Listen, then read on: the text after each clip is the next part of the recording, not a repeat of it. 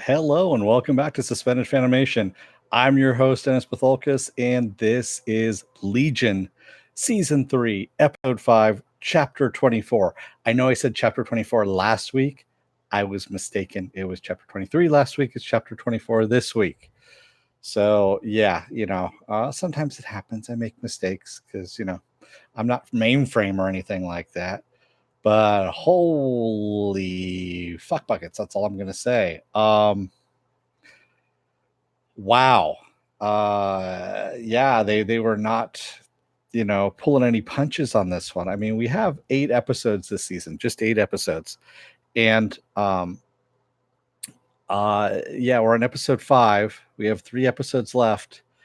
And yeah, they did not pull any punches at all.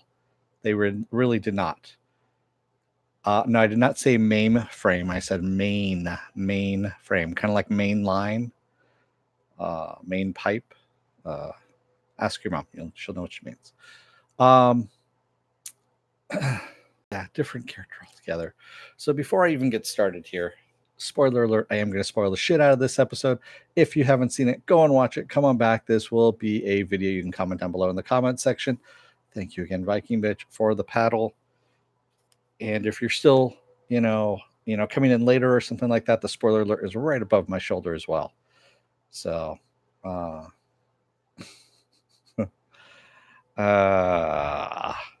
tangentially on Legion, and it was David this time that actually said that. There was no John Hamm this time around. I was actually surprised that John Hamm wasn't available. Maybe he was out shooting a movie or something like that and couldn't be bothered to be coming in and doing the voice work this time around. So yeah, we had David this time around. Yeah. She just forgot. That's all. Prodigal Crow. It was just so much that it was mind wiping. That's all it was. So there you go. So we end up with the Vermilion riding motorcycles and driving this bus that has Daniel, I believe his name is, who is Clark's significant other, riding in the back of this bus, and he's FaceTiming with Clark, basically saying how much he misses him and all that kind of stuff. And Clark's saying about how he may have forgotten to put underwear on today, and Daniel's like, "Oh, that's kind of scandalous, whatever." And David is standing on the road, further down the road ahead of them, and they're saying collision is imminent, is what Mainframe is saying, the Vermilion. And so Daniel tells them to turtle up, and we see these, basically the bus turns into a giant shell, and they're driving straight towards David, and the motorcyclists hit first, and when they hit David, they literally go through him and turn to bricks, like Lego bricks, and just hit the road. And as the bus hits David, he phases into the bus and takes out soldiers. I mean, he's just throwing them against the wall. And then there's one guy that's there, and he's like, "Please don't kill me, please don't kill me." And David just kind of, you hear the crunching as it's happening, and then he phases them outside of the bus into basically a blood smear on the highway, is what he does. And then he faces Daniel, and Daniel's like,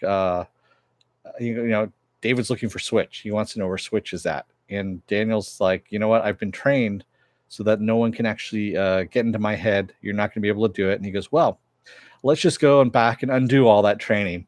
And he basically goes back into Daniel's mind and erases everything except for the pertinent information he's looking for as to where Switch is. And Daniel asks him who he is, and he goes, "I'm David.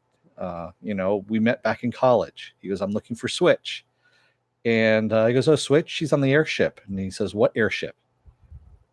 And the bus pulls over. The bus is on autopilot, by the way, too, and pulls over. Division troops come on, and the only person that's left is Daniel, who doesn't know who he is, doesn't know his name. And it's just like, wow.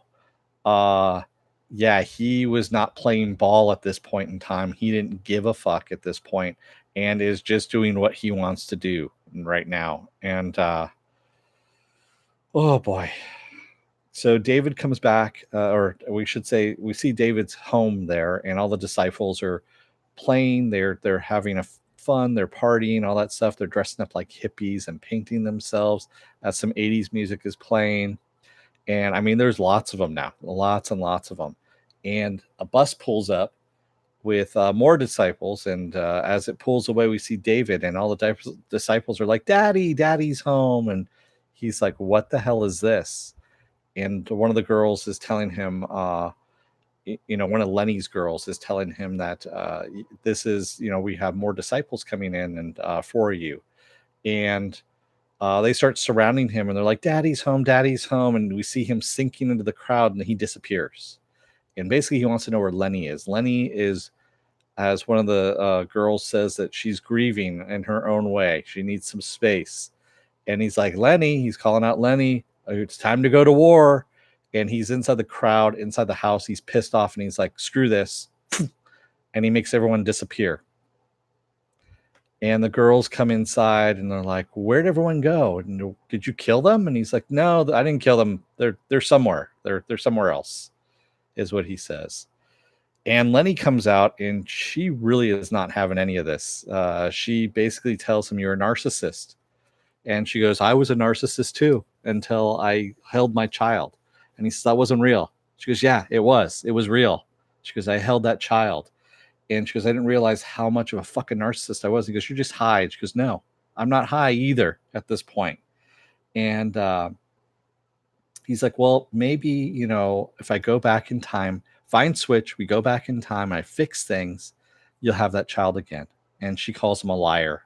Says, yeah, that's not going to happen. And he tells her that he needs her. And she says, well, you can't have me. And she stabs herself in the neck. Yeah. And she's slowly dying. She's laying there on the floor. And she says, why is it blue? And he tells her, what we always know, it's always blue. Yeah. I didn't see it coming either, man. That was just holy shit on that one. No, they have made Joe Greer. They've made Aubrey Plaza, since she is now in David's sister's body. They've done a little work on her face to make her look like a little bit of a blend of Lenny and also his sister. So that's what the whole thing was all about. No, it needed to be done. I mean, we're near the end. We're nearing the end here, and they're raising stakes, which is what you're supposed to do. Yeah, Legion is an Omega level mutant. He can do anything. You need to give him some handicaps as well. And Lenny was leaning on her quite a bit.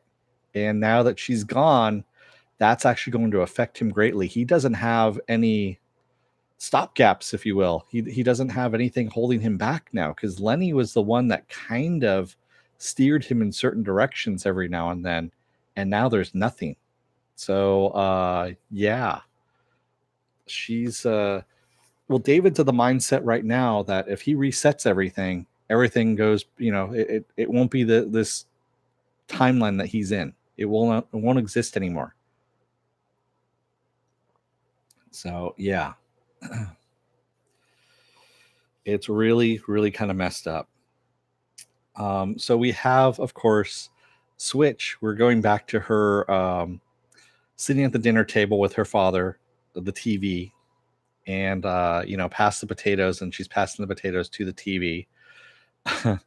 And she's listening to her lessons in time travel, where some of the things I picked out was where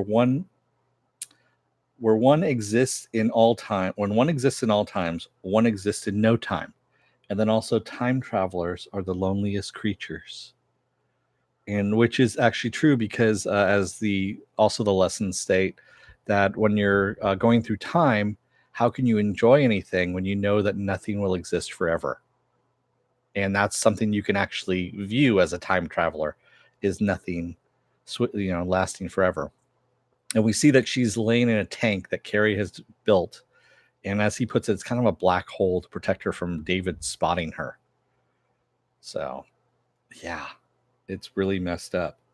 Well, one of the things about time travel that no one really understands, and it's actually done beautifully, it's portrayed beautifully in H.G. Wells' The Time Machine, the one that Guy Pearce did back about 10 years ago, is that once you decide to go back in time to fix something, you can't do that, because then how would your future self go back, know to go back into that timeline to fix that one thing?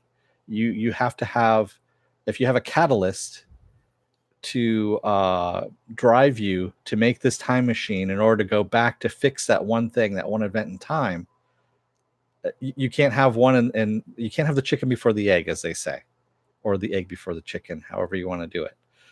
And yeah, that's the thing that's kind of fucked up about time travel when you start thinking about it. And you can change little things, like how much change you get back or something. Yeah, I mean, but nothing really big, nothing that's going to be a catalyst. I know I'm being vague about it. Watch The Time Machine. It's actually a really good primer on time travel, if you are wondering what that is. So they decide. So Farouk basically wants to face him head on, and they're like, "No, there's no way we can face him head on." And Mainframe comes up with the idea of going up into the out into the low Earth orbit in order to reach a point that David's teleportation won't work, that he won't be able to teleport out that far. So Carrie is happy that they're going out into space, and Farouk is just basically, he calls them an army of cowards, since of course he wants the more direct approach. Yeah, Joker, I'll get to you guys in a moment in the chat, so I'm not going to answer any questions at the moment. Clark, in the meantime, is watching movies of Daniel and his adopted son, and just really kind of, he's in a funk, of course, because Daniel's mind is now wiped. Yeah, and they're all going out into space. Exactly. So, yeah. So what happens is they're going up into space. Farouk reaches out with his mind to David, and basically, David is like, "What the hell, man?" He goes, "I hate you. You keep calling me your boy, but my dear boy, but you hate me." And Farouk's like, "No, on the contrary." He goes, "Hating you would be like hating myself." And he goes, "I care about you." And as he puts it, he tells him to do and take what he wants, since gods make the rules, they don't follow them, and tells him it's time for them to pay. And David all of a sudden realizes that he's got the location on them and says, "Gotcha." Yeah. So we see both sides preparing for war, because of course David even has said that they're going to war. And division soldiers, as they, Mainframe realizes that, as I put them, David's damsels of death is what I was calling them, the girls with the knives. They ended up boarding the ship, and we see their shadows flitting around the ship. And I couldn't be sure, but I think I might have seen a time eater as well in the lab where Carrie was. I wasn't sure if I saw that or not. I don't know if that was actually one of David's disciples or if that was a time eater, because the time eaters have been kind of fucking with Carrie a little bit as well. So I'm wondering if they're still around. And we see division soldiers gearing up, getting their weapons, and then David making them wink out of the airship and out into space. And Clark is sitting there watching his home movie, and he hears something and reaches over for his gun, and it's turned into a rubber duck. And David is there. And Clark says, "I should have killed you when I first met you." And David's like, "Yeah, you should have." And then we see the girls running towards him, and we see David floating out into space, or excuse me, Clark floating out into space, frozen and dead, along with the other division agents out there. So yeah, some really fucked up stuff. So right there we had two major characters die. We had Lenny die and we had Clark die. And holy crap, that's all I can say. So Carrie, in the meantime, is, searching. She's geared up for battle. She's walking the halls, looking for people. The alarms are going off. And of course, she goes down one corridor, goes to turn. comes back and sees the girls, the damsels of death, as I call them again, David's damsels of death. And she just starts going into them and just killing as many as she can with her katanas. And they're moving towards the bridge, and Mainframe sees them moving towards the bridge. It says lock it down, and they're going to go into virtual mode. And so he and two of the Vermilion go into these little pods and get sealed into it. Yeah, he did flash through his life with his husband. Yeah, that was actually kind of evil of David. I don't know if David did that. I think it was just him floating. I think that was his last, memories is all it was. So, yeah. So yeah, Mainframe goes into virtual control. David comes into Sid's room and startles her awake. She kind of wakes up and is like, holy shit, And he starts to tell her that she shouldn't have listened to Farouk. And she tells him where Switch is, that Switch is in the lab. And he goes, well, why'd you tell me that? She goes, because eventually you're going to find her anyway. And then she tells him that she understands that you can't love halfway. And David's kind of suspicious of her. And he's like, well, you know what? He says it won't matter anyway because I'm going to change the past so no one really is dead, is what he tells her. And this is after she had asked him if he killed everybody. He's like, no, they're not really dead. You know what? I'm going to go back in time, change something. This will never have happened. And she goes, well, that, is kind of weird because we'll never have met. We'll never have fallen in love. And then she says, Melanie, and he goes, Farouk, showed her things that turned her against him. And she says it hurts being erased. She goes, when she thinks about it, it's going to hurt being erased. And they will never, they're never going to meet in this time reboot. And he goes, well, maybe we will. We don't know.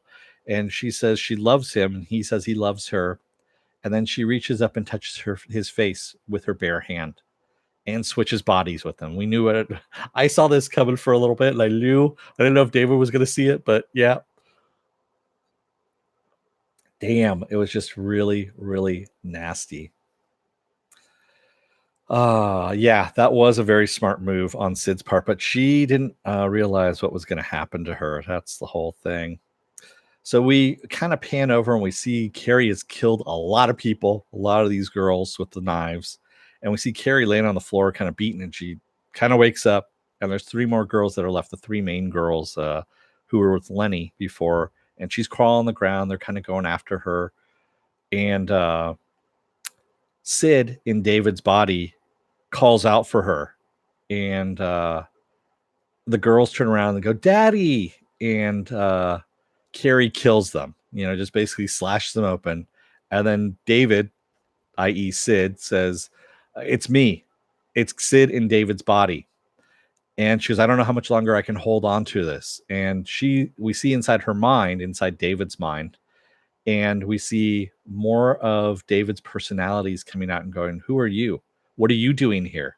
We are Legion. She asks who they are, and she goes, we are Legion. I am Legion. I am Legion. And we see more and more of them coming out. And she goes, I don't know how much longer I can do this. Kill me.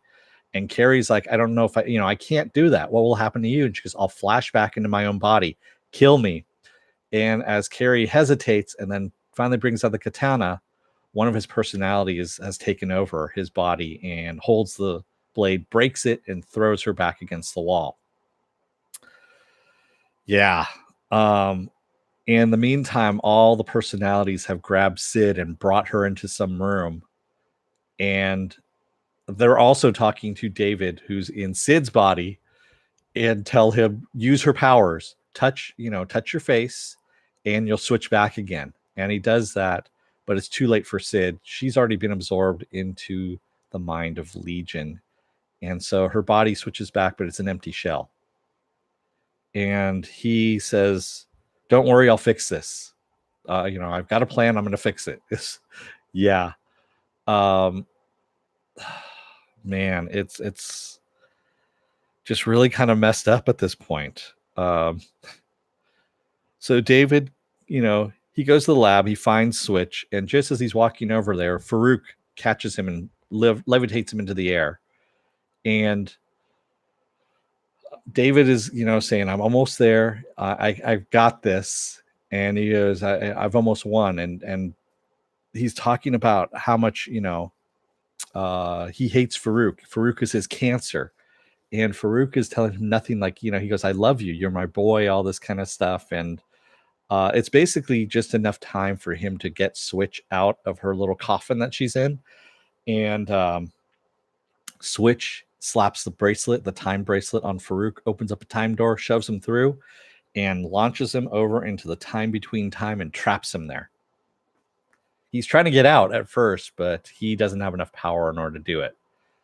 And that's when David tells her, you know what, we need to go back in time. And Switch is like, no, we can't. There's no way we can do this. The other thing, too, is when we were flashing back on Switch and her time with her father and everything, we saw a little turnkey in the back of her neck.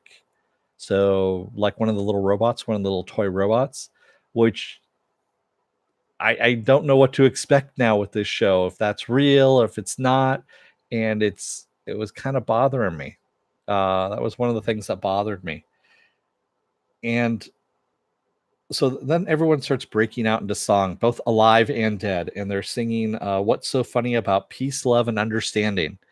And we even see Clark floating outside in space, frozen, singing the words as well. But I mean, what the hell, man? And did anyone else notice that Lenny when she was laying there, she was laying against the mainframe tree and seemed to be hooked into the mainframe tree? The same thing that Patanomy did? Or was that just me that noticed that when we saw Lenny's, singing corpse? Yeah, Lenny was in the tree. Okay. So I wasn't the only one who saw that, right? Okay. Oh my God. So yeah, I don't know if it was a metaphor for her in purgatory, Joker. I think he actually hooked her into the tree. And so she is going to be infiltrating mainframe as well. Yeah, David says no one really dies, exactly, but he was meaning that no one really dies because he's going to reboot everything. So, and yes, that was a really fucked up sing-along. So it ends, the song ends, and David and Switch, he tells her that they're going to go back in time, and she goes, oh, we're going back to when you were a baby and to warn your mother. And he goes, no, it's a different plan this time. It's a small change. And they go back in time, and that's where we leave it. And we see the door flip, flip, flip, flip, flip, flip, and then disappears. And they don't come back through it again. But at the same time, we didn't get a trailer for next week's episode, which really, really irked me as well. But that's how we leave it off, with the time doorway flipping back and forth. You guys did. I didn't get one. I didn't get a trailer. So, oh man, okay. I didn't see the trailer for next week. Damn. All right, I'll have to go back and watch it then again. But wow. That's all I can say. Yeah, I watched the commercial break and everything. I went back when even when the next when the episode started to restart again. Ah, my God. So let me go back here a little bit and see what we got here. Talk amongst yourselves for a second. Protocol Crow. Yeah, man, your names, you got to pick a name. Stick with one, man. Stick with one. Seriously. Prodigal Crow says, I will say that I think we're incredibly lucky to have gotten 3 seasons of Legion when even its fans are like, what the fuck? Yeah, exactly. I agree with you. Yes. Especially when the fans say, what the fuck? Robert M says, I feel like I walked through a time door when we did chapter 24 last week. Thanks, Robert M. Yeah, I know. I fucked up. That happens. Prodigal Crow says, I asked my mom. Oh, yeah. Ask her again. Viking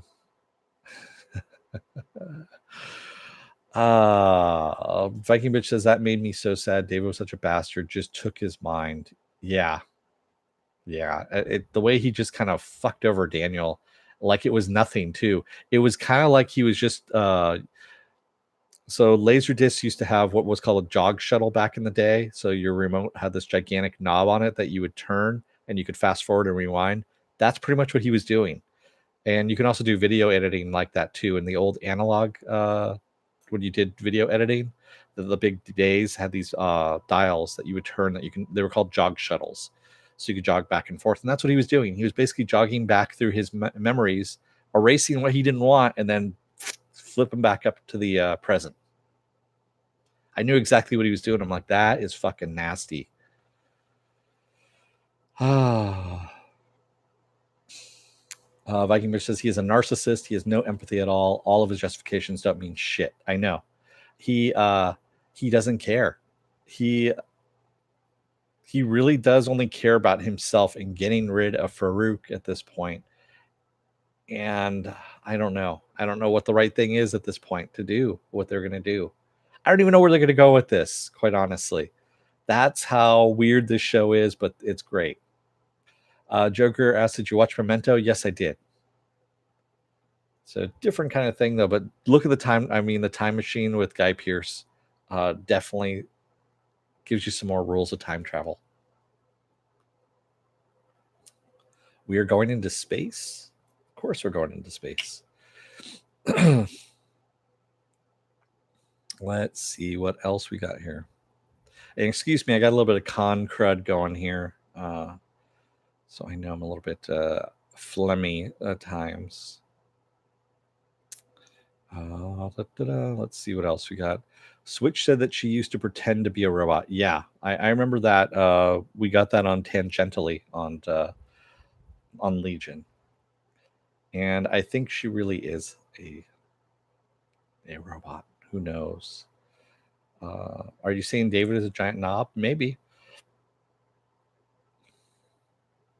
Amal isn't a good guy though. Ryan Knox. Amal. Who's Amal? Are you talking about Farouk? Farouk isn't a good guy either. No. Hey, MWMS. Howdy, y'all. Still in rewatch mode. 5-minute rule. Wait, understand, participate. Black Raspberry Production. Hey, how's it going? Sid tried to kill David 5 times now. That's a really abusive, toxic relationship. It is. That is not a relationship based on trust, nor on love, peace, or understanding. Peace, love, and understanding? Yeah, it's not on any of that. Did I like Memento? Yes, I did like it, Joker. Tamarok says, I think it might be impossible to be a good guy after 2,000 years with godlike mental powers. Yeah, like Faruka says, you know, gods do what they want. They make their own rules. And yeah, I would think after 2,000 years, when you're used to just taking what you want, and with nobody opposing you until now, that yeah, he's not playing by the rules at all. Robert M says, I think the only reason David does not care is because he thinks he can go back and fix everything. Yeah, he's being reckless that way. So that's the reason why he's burning through as many people as possible so easily, is because he thinks he can go back and fix everything. But you saw that moment of doubt when Sid, when she flips back into her own body and it's an empty husk, and he was like doubtful for a second. And he goes, I can fix this. I can fix this. Like he's trying to convince himself that he can do this. Yeah. Tom Forsyth, remember they found a tooth in the crater in episode 1. Oh, that's right. They did find a tooth in the crater in episode 1. Oh. That's right, when the house vanished. I don't know if that's the whole, though. If he's going back to there to it's got to be further back. He's got to be going further back in order to change something. He might be going back to when no, because he wants to go back to a time when they didn't meet. Who knows at this point? Yeah.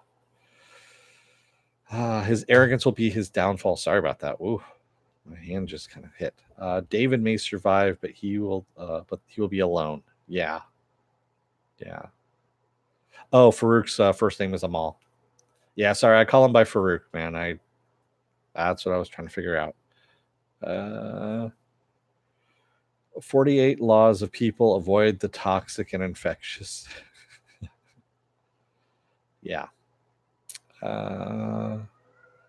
Well, yes, he will still be alone. You just have a lot of company in his own mind, himself for company. Tamarox, I disagree, and I will literally. Okay. Spoilers. Okay. They're the same. Got it. Let's see. One other thing here.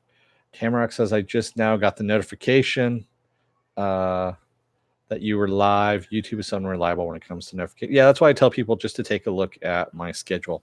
Look at the schedule, and that will tell you all. And also, you can follow me on Facebook as well. In Facebook, I put up any kind of notifications if I'm running late, that kind of thing. I will put it up on Facebook. So usually I'm within 15 minutes. If I'm running late or something like that, it's usually 15 minutes because I'm still watching the episode. I'm still writing down notes, and I'm doing artwork or a thumbnail or something like that for it, and I need to put it up, and I haven't gotten everything done as of yet. Could David at least go back and get a season 3 of Counterpart? I don't think there's any time traveler that can do that, quite honestly. So, hey, get us a couple more seasons of Firefly 2. And maybe some more of The Tick. Slurmy Scott says, yeah, exactly. Show Dennis some love and hit the like. Don't be afraid. It doesn't hurt that much. Yeah, I'll get to that in a little bit here. So one of the things I'm doing is the very last episode of Legion.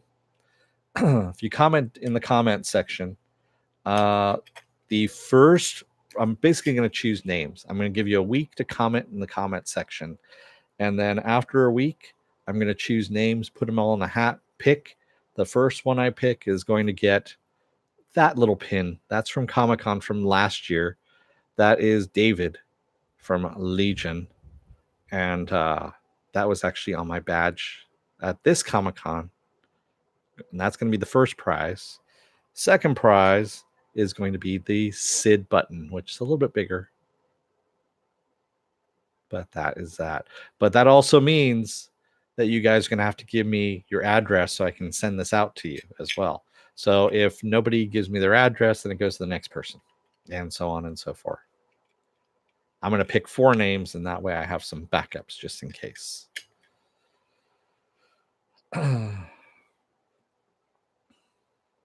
Well, yeah, if you have 4 different names that you're using, don't try and stack the deck, man. I mean, that's not a way of doing it. Apple Crow, Prodigal Crow, Spock's dirty bastard son, or whatever you're calling yourself this week. Pick a name, man. Stick with it. Tamarack says, I like that Switch has some limit to her powers. Wonder if she will die if all her teeth fall out. Either that or a spring might break or something like that. Sorry, Viking Mitch. I didn't mean to make you sad again about the tick. Yeah. Nightmorks. Saw that you were leaving. Sorry about that. Let's see what else. Still trying to figure out how Lenny and David's sister's body got Salmon Prego. Via David. David was the one who did it. Yeah. So Jasper Silo. Oh no, I got 10 more minutes of this episode. Gotta mute you for now. I'm done doing the recap, Jasper, but yeah, you might hear some spoilers. That's what the little spoiler alert sign is right there. Yep, I can't stop calling him AC. I still like Spock's dirty bastard child. That'll work right there. Tamarack says, I surmised it was some of David's magic powers, since he basically can warp reality. Yeah.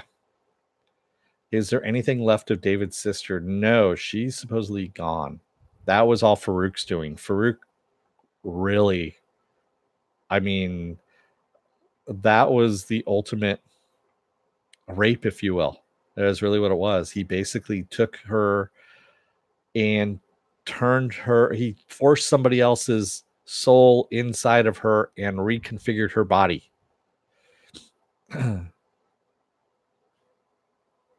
Yeah, Lenny had a vision of her after and had some of her thoughts, but I don't think that was actually the case. Yeah.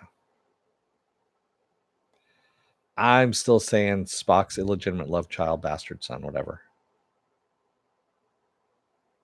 Yes, it was, Joe. That's really what it was. That was what Farouk was doing, essentially.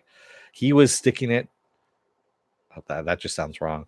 But yeah, he was basically fucking over David with what he did to David's sister by putting Lenny into her body. And also, yeah, he just did like the ultimate thing he could do that would really, really upset David. That would really bring out the powers in David by doing that. Yeah. Oh, Tamarack says, I figured it was just some mental leftovers that got purged. Yeah, exactly. Yeah. Viking Bitch says, the song that they were playing during that scene still haunts me. Yeah. What is worse, what David did to Sid or what Amal did to the sister? What Amal did to the sister. So David really didn't. I don't know if he didn't know or if he wasn't aware of what he was doing to Sid at the time because he was trying to help her, but at the same time, he mind manipulated her. And he did it just enough to turn. Yeah, he was trying to help her, but at the same time, you shouldn't do that if you have that kind of power of what he did. He didn't let her heal on her own. That's what it was. He just forced it upon her. And that caused things to happen. Yeah. But yeah, what Farouk did, where you just erased an entire person and shoved someone else's soul into that body of that person just to get back at someone whose body you want to inhabit. Yeah. That was just before the war, before they were warring against each other, because he wanted to throw David off of his game so that he could reacquire his body. It depends, Ryan. I mean, who's worse, Farouk or David? Farouk's done this for 2,000 years. He's been doing a lot of evil shit, so who knows what he's done. MWMS says, Amy Holler, nay, precognition, chalk dust stomps, cause Lenny, okay. Yeah, sorry, man, I don't understand what you're doing there. So I can't understand what you're saying. Sorry about that. FX loves the multiplayer shows. Yeah, they do. Which is fine. I'm okay with that. What Farouk did was physical and caused her death, so that was worse. Yeah. The Shadow King might be a genius, but he really is a, yeah. Yeah, he is a cunt. Who would trust that kind of being? Yes. Yeah. I have to go rewatch season 1 and 2. So many things I've forgotten. Yeah, I mean, I might have to go through and just kind of watch this all at once kind of thing once season 3 is over with and just do a season 1 to season 3 watch just to see how it all unfolds together.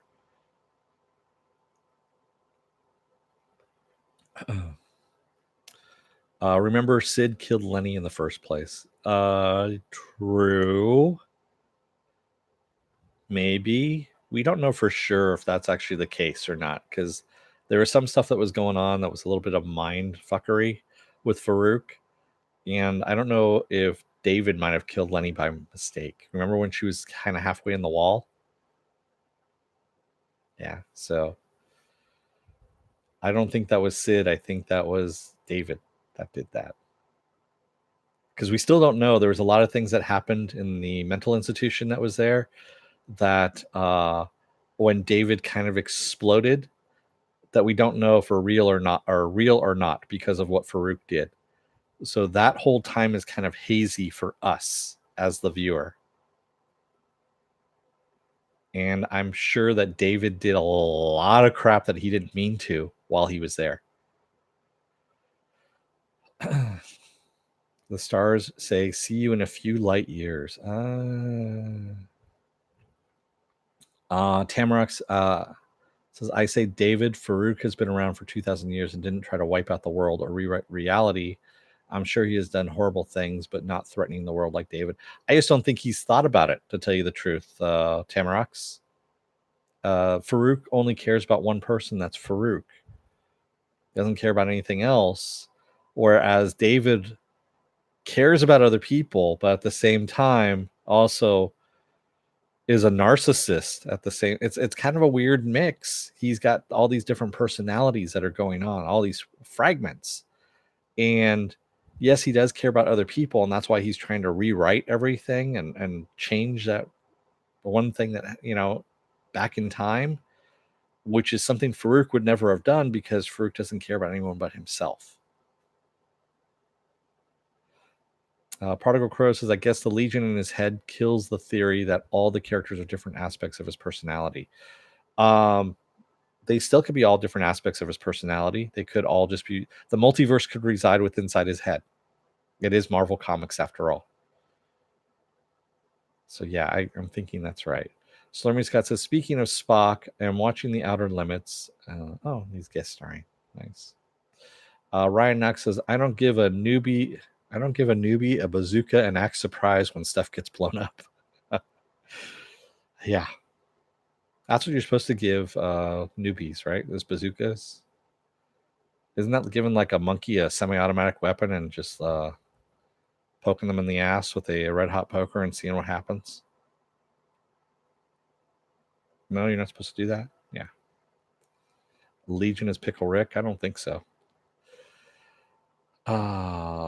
Prodigal Crow says, "Hey, maybe Legion will get a cameo in Doctor Strange in the Multiverse of Madness." Then, God, I know that Noah has been talking to Marvel a lot, is what he's been saying. He might get his Doctor Doom movie made, which would be fucking awesome. And Noah has also said that he wants to be part of the creative team to bring in the X-Men and Fantastic Four. He wants to bring both into the MCU. He is the person to do this. After watching 2.5 seasons now of Legion, this is the person that needs to usher in Phase 4. Really, he is the man who needs to do this. If Kevin Feige has been watching any of this at all, he knows this and should be bringing him in. Yeah, Tamarox. He has had a Dr. Doom script for a couple of years now, and he's been trying to. He was actually going to do it at Fox until Fox got bought out by Disney, and then so now then it was dead supposedly, and then he says, "No, I've been talking with Marvel quite a bit, and they're talking about doing this again." So I'm like, God damn, yes, I want to see that.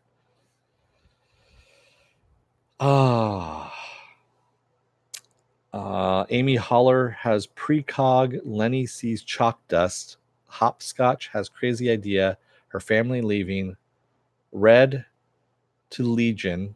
Color theory. Red lollipop. Typical road birth at the end of the episode. Her family is dust. Oh, okay. Sorry, man. Your shorthand wasn't doing it for me. I couldn't get it before.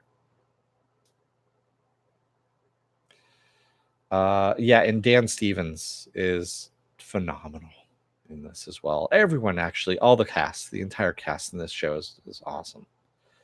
Prodigal Crow says, "I never cared about the Fantastic Four, but would immediately change that if Noah was doing it." Yeah. I mean, making Doctor Doom a sympathetic bad guy, which is what Noah's doing with Legion. Noah has said from season 1 that this is the birth of a villain. He has not said that it's a hero or anything like that. He says it's the birth of a villain. And I'm all for that.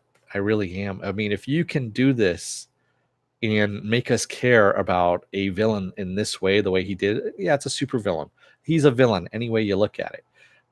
If you can make us care this much about a villain and how they come about, and both feel sorry for him and then despise him at the same time, that's fucking genius right there. That's great writing, great directing, and the visuals. I mean, everything all packed in together. That's why this is my favorite show. Yes, I know Counterpart is awesome. I know The Expanse, people love that as well. This for me is probably about 1,000 miles higher than The Expanse, as far as I put it. I mean, The Expanse is good, don't get me wrong, but this is brilliant. I mean, absolutely brilliant TV show making. I haven't watched Fargo yet. I've got to go back and watch Fargo. Bruce Campbell's in it. He plays Ronald Reagan in season 3, and I've got to watch that. Legion, greater than Westworld, greater than Game of Thrones. I don't even put Game of Thrones. Game of Thrones is still farther back for me. Ryan, sorry, it is. Tamarack says, I know nothing about The Boys. Hopefully it'll be good for a complete newbie like me on the 26th. Yeah, if all you need to know, Tamarocks, is that superheroes are assholes. And there's a group of guys called the Boys who want to stop them from being assholes, basically, to put them in their place. That's all it is. Particle Crow says, oh my God, it's like focusing on writing creates an amazing foundation. I know. Who would have thought? Can DC's The Sandman do the same? Depends on who's writing it, Joe. It really does. I don't know if The Sandman's actually filmable. So many people have tried and so many people have failed. They are not pulling any punches with The Boys. I watched the first 2 episodes. I was with the cast, not, right next to me, but close enough. We were within 50 feet of each other. And for the first 2 episodes at Comic-Con. In case I haven't told you all that before. And yes, the first 2 episodes are good. And they do not pull punches.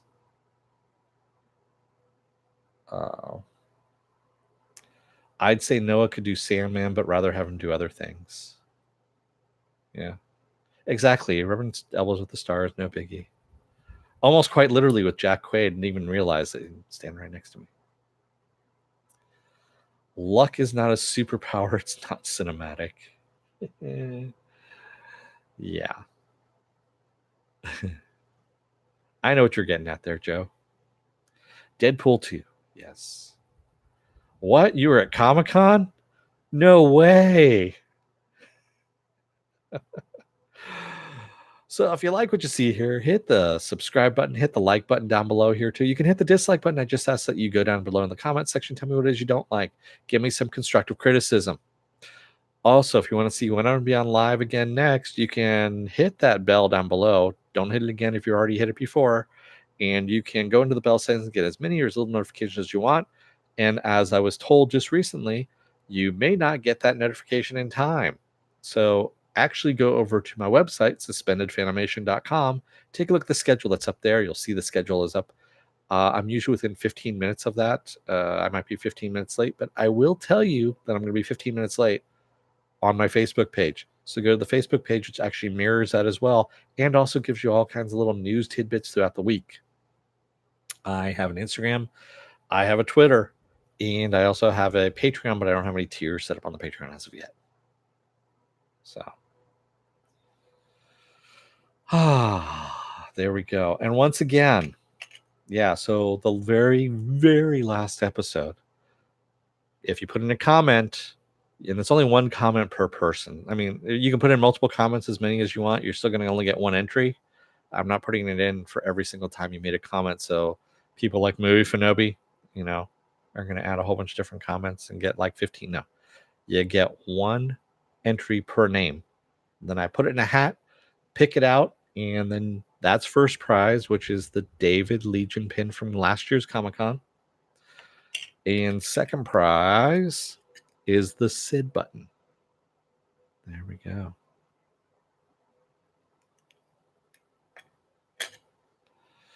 And let's see what else. Oh, so tomorrow normally I'm off, but since Comic-Con was last week, and yes, I went to Comic-Con last week, I'm going to be doing my catch-up episodes of iZombie and Krypton.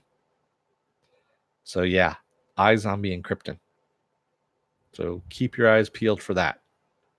And come on by and watch them with me. How about that? Oh my God, you guys are talking amongst yourselves now at this point. If you're still on the fence about signing up, take a look up here. There's going to be a video that's going to pop up here. This is actually going to be, it's going to, basically Google's going to take your algorithms of everything you've been watching. They're going to pluck a video from my vast video library, pop it up here just for you. If you like what you see there, hit the subscribe button, hit the like button as well. Up here is going to be my last episode, which was Swamp Thing. That was just done earlier today. Yeah. MWMS says, no, I have been too much into the Scotch and illegible, but took up Logins, then rewatch season 3, episode 3, and remember chevrons. Okay. You might want to just pull back just a little bit back from it, and yeah, that's all I'm going to say. I think Sid admitted last week that it was real love. Yeah, she did, but I don't. Man, I know that what they had was a real thing, and then when what David did, the little manipulation by the drain plug when she was dancing with Melanie and all that stuff, that was him manipulating her mind, and he did it without her consent. Ah, good, Pen Farm Girl. I'm glad. I I want to see. Hopefully, that's going to be good for me. In this show, you have to question everything. Exactly. We don't know what's right, what's real, and what's not. We've only know what we've been shown, and even then, we have to go, what the fuck was that? Like when we saw Lenny dead, supposedly hooked up to the mainframe tree. And like, did I just see what I thought I saw? Baking 101. I miss the Sid David relationship from season 1. Yeah. Yeah. But you know, her personality is now within David. Is she now part of Legion? Is she the thing that is going to maybe influence him as well, since she is in there? We don't know. Because yeah, she's essentially been absorbed into Legion, and she can work from within. Particle Crow, does that guy with the change my mind table count as consent for mind meddling? No, he does not. He's just an asshole. That's all he is. Excuse me. Jasper's Siho. Oh, I thought he wanted to change one aspect of the past so he doesn't meet Sid. No, he wants to change. Basically, he wants to change Farouk from entering his body, of course, and taking over and fucking up his world. Because essentially, if that didn't happen, is what he's looking at, then he wouldn't be thought of as mentally disturbed, having gone through, all that asylum time, drugs, also psychoactive drugs, things like that, and possibly wouldn't wind up as messed up and fractured as he is.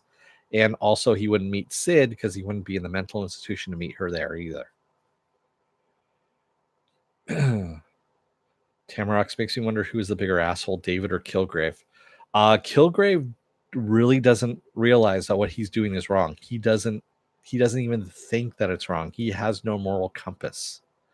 David has a moral compass and was trying to help, but at the same time didn't ask for consent. So David is the bigger asshole when it comes to that. Kilgrave is just he's a blank slate. He really is, because he doesn't realize that what he's doing is actually a good, good or bad. He doesn't realize that, because as a baby, even, he had that power. And that's fucked up. Yeah. Which also makes you wonder, you know what, if you have, it's that whole Superman thing. When Superman was a baby and had superpowers, how was the Kents as,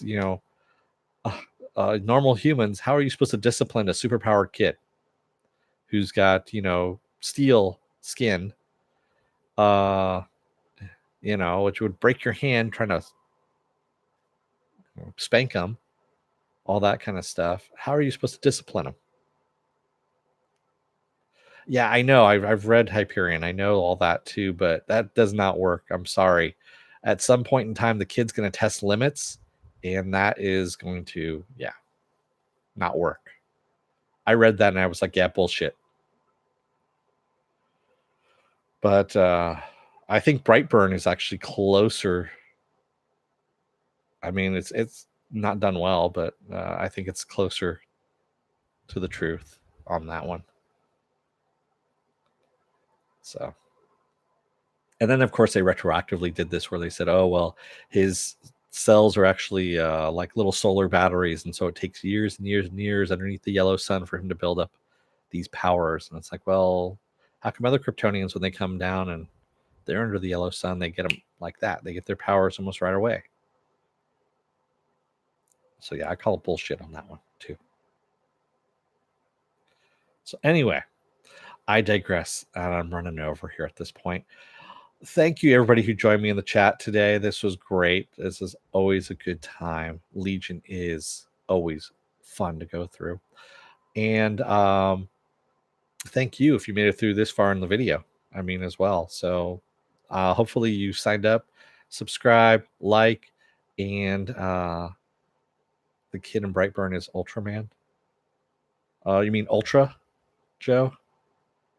Because Ultraman's a different person altogether. Ultraman is Japan. I'm gonna let you guys go for the evening. Thank you. Thanks, Tamarux. Thank you for doing these reviews, Dennis. Much appreciated.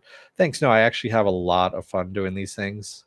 I love talking about this stuff, working through it with other people, and hearing other people's thoughts on it too. That's what the chat is for.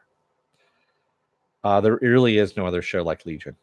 The visuals and music alone are worth it, and I'm hoping Doom Patrol comes close though. Doom Patrol comes very, very close, and we have a second season of Doom Patrol. Thank whatever deities are out there that made that shit happen. So there we go. So with that said, thank you, everybody. Thank you out there as well. I will see you next time. Don't let the door hit your ass on the way out. Otherwise, you may get hooked up to the mainframe tree without your consent, and even after you try to kill yourself. Which, don't do that. I mean, there's plenty of other ways to people that'll get you help if you need that. I didn't mean to go out on a dark note on that one. So I will see you guys tomorrow for iZombie and Krypton. Thanks, everybody. Have a good night, and I will see you tomorrow. Good night.